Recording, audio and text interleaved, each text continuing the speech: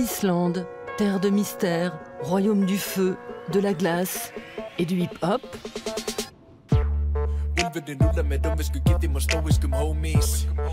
Depuis quelque temps, l'île vibre au son des boîtes à rythme et des flots variés, quoique résolument nordiques.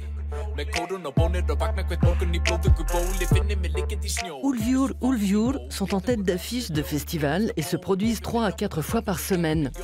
Un exploit dans un pays qui compte à peine plus de 300 000 habitants. Mais ils sont partis de très loin.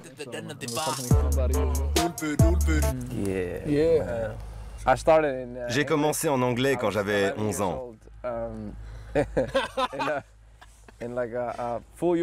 Je rappais en survêt avec la panoplie complète de mon équipe de foot préférée. Je m'en rappelle super bien, je sais pas pourquoi. Bref, je parlais à peine anglais, mais j'écrivais des chansons qui parlaient de tuer des flics. Kill the cops.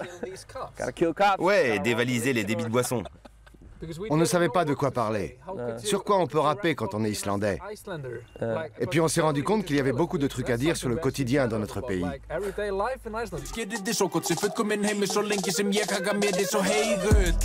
En Islande, pas besoin d'une grosse cylindrée quand on a un joli poney.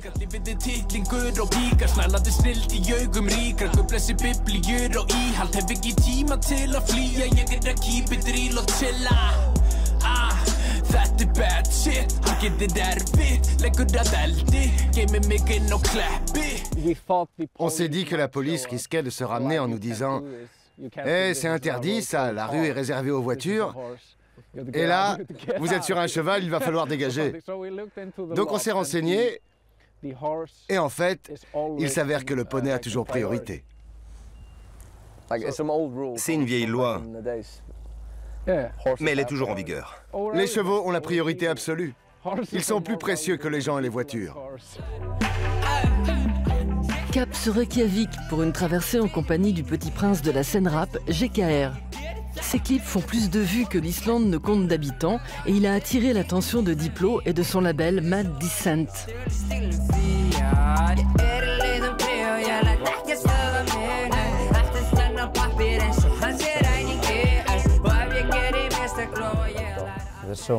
Il y a beaucoup de touristes ici, surtout dans le centre-ville.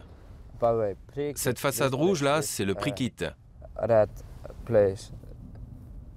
Ici, on peut manger, boire un verre, et c'est surtout le lieu du hip-hop en Islande. C'est ici que j'ai fait mon premier concert. Maintenant, on va dans mon studio, dans le quartier de Granti. C'est la zone portuaire en fait.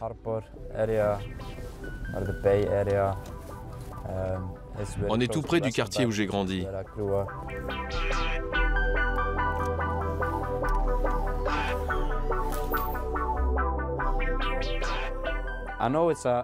Ce sera un tube. Pour l'instant, c'est tout ce que je sais. Enfin, je pense que ça va marcher. J'en suis sûr.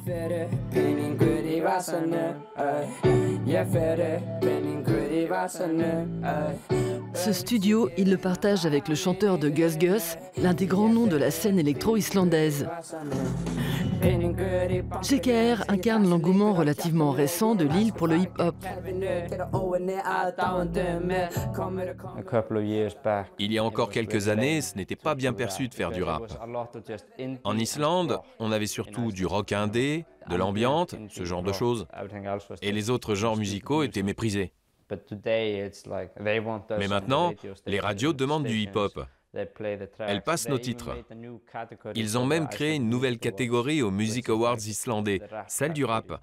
C'est une grande première.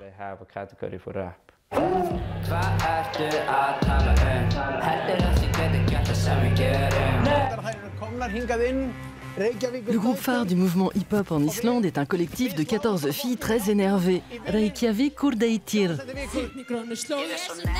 L'an dernier, elles ont envahi le plateau d'une émission télévisée hebdomadaire pour protester contre les coupes dans le système de santé.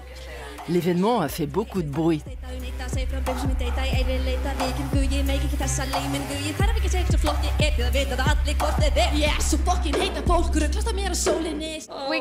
Le lendemain, on est venu ici, histoire de souffler un peu et de fuir le portable et les réseaux sociaux. On était dans un de ces bassins et tous les clients se sont rués sur nous, genre « Mais qu'est-ce qui vous a pris hier soir ?» Non, pas ça. Et il y a une phrase en particulier qui a vraiment crispé les gens, c'était « Lèche-moi le clito, salope », qu'on a chanté en islandais. Sauf que 2 semaines plus tôt, 2 rappeurs avaient chanté « Suce ma bite » ou un truc dans le genre. Et personne n'avait relevé. Thème incontournable du rap, les textes des Reykjavík Kurdeitir traitent de sexe oral, mais aussi du sexisme ordinaire, du système pileux ou encore du mouvement Free the Nipple, populaire en Islande. On bricole des chapeaux en alu pour éloigner les mauvaises vibrations du patriarcat.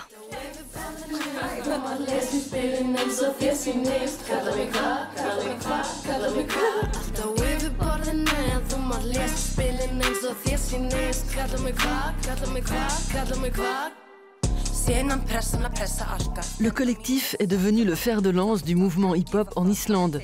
Mais elles ont beau vivre au pays le plus féministe du monde, leur succès dérange encore les fans masculins du genre. C'est drôle les critiques qu'on entend. Elles sont assez dures. Vous faites honte à l'Islande. On a même été menacés de viol. Sur notre Snapchat, on reçoit tout le temps des vidéos super bizarres, des photos de bites et tout. On dit que l'Islande est l'une des nations championnes du monde pour l'égalité entre hommes et femmes.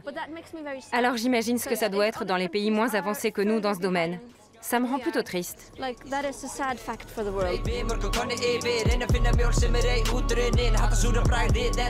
Dans le milieu du hip-hop, les collaborations sont fréquentes. Le producteur de GKR et DJ Martin composent régulièrement des beats originaux pour Reykjavík Kurdeitir.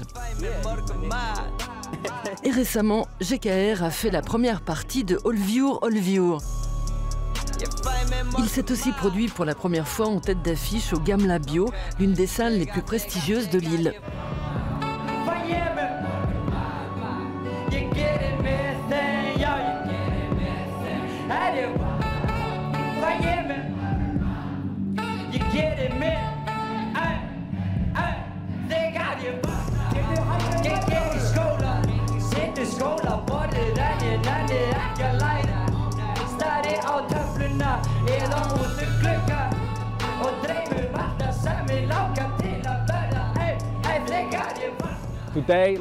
Je crois que le hip-hop est la musique du moment en Islande. Et ça, c'est tout bon pour nous. La roue tourne. Et je crois que le phénomène va s'amplifier.